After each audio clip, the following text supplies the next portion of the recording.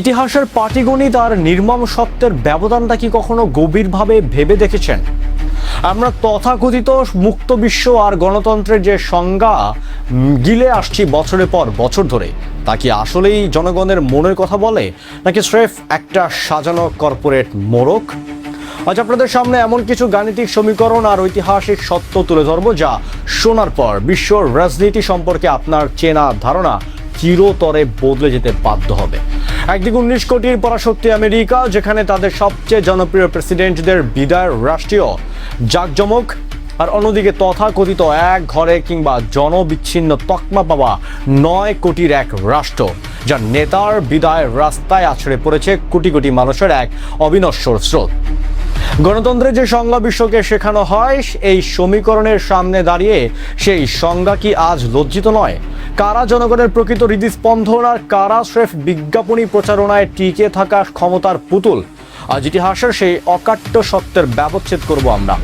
এই মহাস্রোত কি বিশ্ব বিবেককে এক চরম চপেটাঘাত নয়?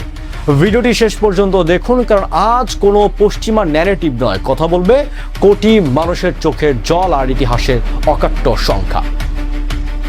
চলুন শুরু করা যাক ইতিহাসের পাতা উল্টে। 1963 সাল, তৎকালীন 19 কোটি জনসংখ্যার দেশ মার্কিন যুক্তরাষ্ট্র, তাদের অন্যতম জনপ্রিয় এবং আলোচিত প্রেসিডেন্ট জন এফ কেনেডির বিদায়ের পর টানা 4 দিন ধরে পুরো আমেরিকার টেলিভিশনগুলোতে কোনো বিজ্ঞাপন হয়নি। আরও পেছনে যাওয়া যাক, আমেরিকার ইতিহাসের অন্যতম শ্রেষ্ঠ কাণ্ডারি আব্রাহাম লিঙ্কন, তার মৃত্যুর পর কফিনবাহী ট্রেনকে পুরো আমেরিকার 1600 মাইল ঘোরানো হয়েছিল দীর্ঘ 6 মাস ধরে, যেন সাধারণ মানুষ দেখার সুযোগ পায়। কিন্তু সেই 2 মাসেও মাত্র 10 লাখ মানুষের দেখা মিলেছিল। 19 কোটির একটি দেশে রাষ্ট্রীয় সমস্ত জবরদস্তি আর বিজ্ঞাপনের মোড়ক ব্যবহার করেও যেখানে গণমাধ্যমের মানুষের ভালোবাসার এই চড়া খরা, সেটাই কি তবে এই পশ্চিমা গণতন্ত্রের আসল রূপ? এবার চোখ ফেরানো যাক মুদ্রার ওপিটে।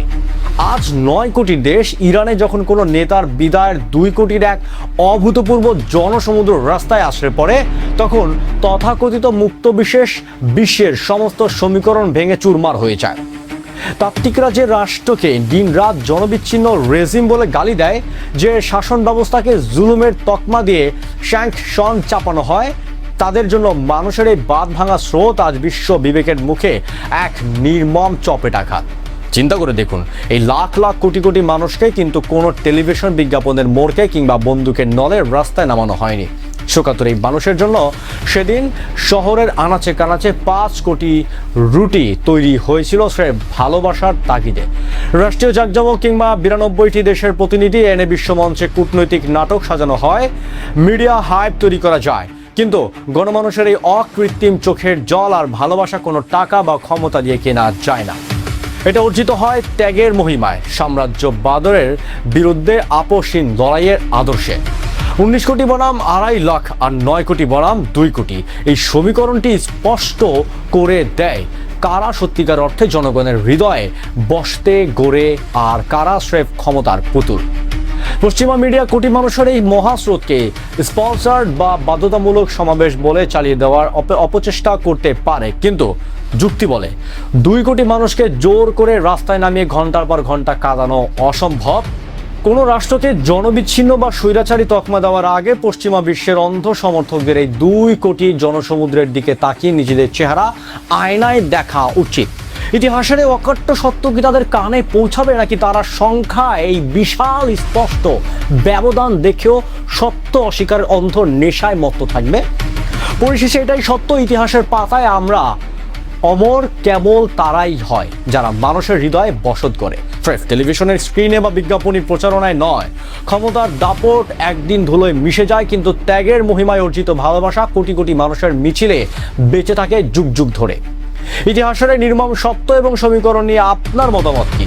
পশ্চিমা প্রচারণার আড়ালে লুকিয়ে থাকা এই সত্য কি আপনাকেও ভাবিয়ে তুলেছে?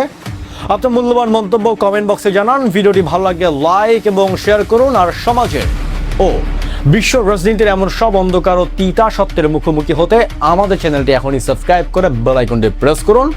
দেখা হচ্ছে পরের ভিডিওতে, সাবস্ক্রাইব করে সাথেই থাকুন। ধন্যবাদ।